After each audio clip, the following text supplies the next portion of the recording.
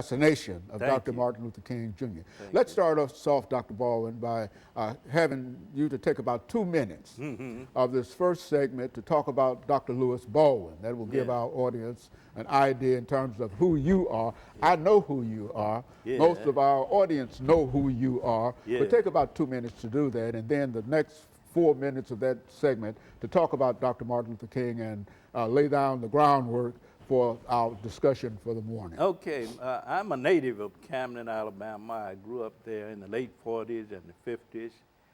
I attended the segregated public schools in Wilcox County, Alabama from 1955 to 1967 when I graduated from high school, and Camden Academy High School in 1967. From there, I matriculated at Talladega College in Alabama, majored in history, minored in political science from 1967 to 71. From there to Crozer Theological Seminary, which had relocated at that time to Rochester, New York. I pursued an MA degree in Black Church Studies, a Master of Divinity degree in Theology, 1973, 1975, and from there to Northwestern University, where I received a PhD in American Christianity in 1980. And of course, from that point, I've been teaching and doing research and writing about Dr. King, focusing more specifically on the historical King, what I call the King in context, the King who set out to save the soul of America. If you recall the history of the Civil Rights Movement, you know that Dr. King said at the time of the founding of the Southern Christian Leadership Conference in 1957 that the goal of the SCLC was to save the soul of America, to redeem and transform the soul of America. And so for 13 years of his life, from 1955 up to 1968, that was his goal. And he felt that if he could somehow or another redeem and transform the soul of America, that would translate into social, political, and economic changes in society. Dr. Baldwin, why don't you mention the assassination in reference to some of the books that you've written in reference to that, and talk about it from that perspective. Yes. I think the assassination, with the assassination of Dr. King, Lerone Bennett says that the civil rights movement turned the corner. In other words, there was a shift after the King assassination from civil rights activism to political involvement and participation. Black people focused their attention on registering to vote and getting involved in politics and the political processes of this country. So the assassination was indeed a turning point. It meant that we had to shift from that point to marching in the streets and sit-ins and demonstrations and boycotts, etc., to giving some kind of expression to the political and economic power that we were beginning to accrue. And so in a real sense, the assassination represented the end of Dr. Martin Luther King's life, but it ushered in a new era. A new phase in the civil rights movement. Justice in reference to the civil rights movement. Exactly. Is that what we're saying? A new phase, and that's where we are today, I think. When you look at movements like Black Lives Matter, etc., I see that as part of a natural progression of a movement that began not with Dr. King, but began during the period of slavery. And so we're talking about an unbroken chain of struggle that extends from the period of slavery up to the time of Dr. King, and now, of course, with movements like Black Lives Matter. Okay, very good. And so what we'll do, we'll take our first commercial break, and then we'll come back and talk about the assassination of Dr. Martin Luther King. And we'll be back with our audience following this very, very short commercial break.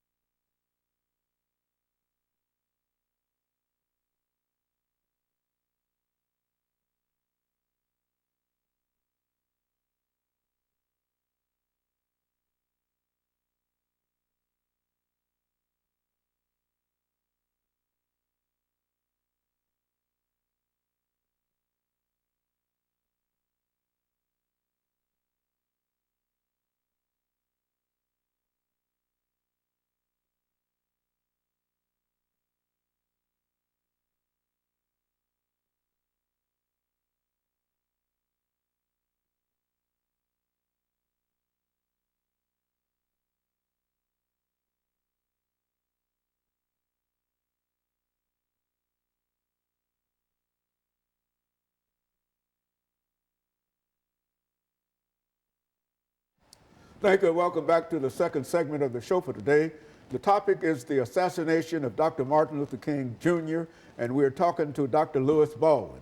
Dr. Baldwin, let's see if we can take this 8-minute segment and give you an opportunity to start talking about specifically the assassination of Dr. Martin Luther King and what it meant to not only to the civil rights movement, but what it meant to the world from that perspective. Yes, the assassination of Dr. King on April 4th, 1968 was a tragic episode in the history of this country and also in the world.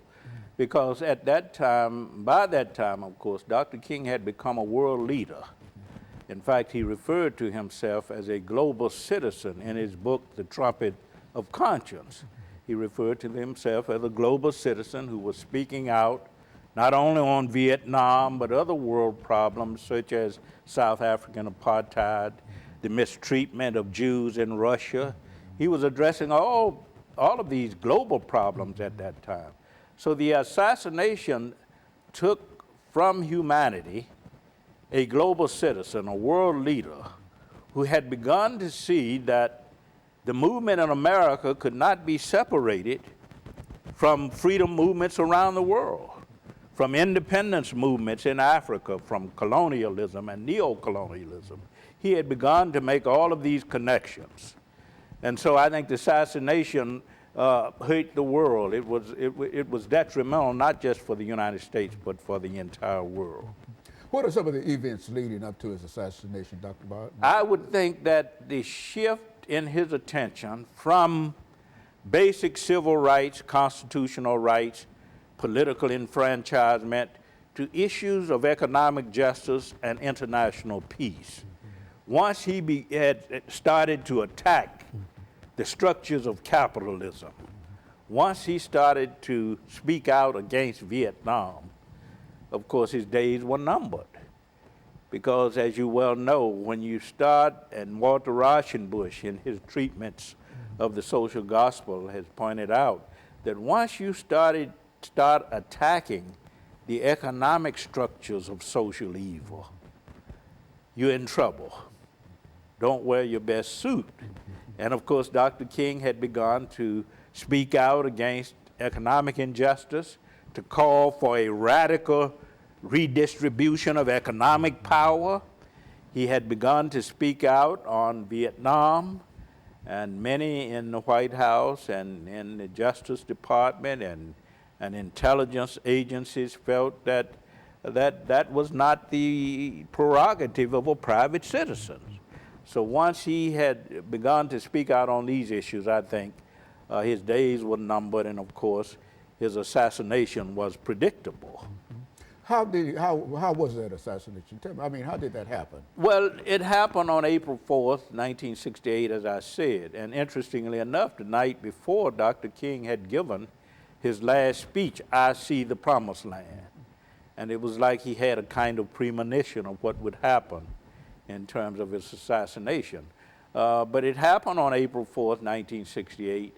The argument, of course, is that James Earl Ray was the lone assassin, but we know from some of the more recent scholarship by scholars like William Pepper and others that the assassination resulted from a kind of conspiracy between elements in the federal government, the military, and of course segregationists.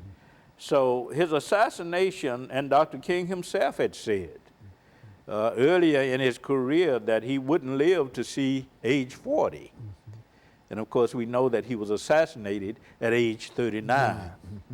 Yes, so it occurred, I think, because he got involved in this issue of economic justice.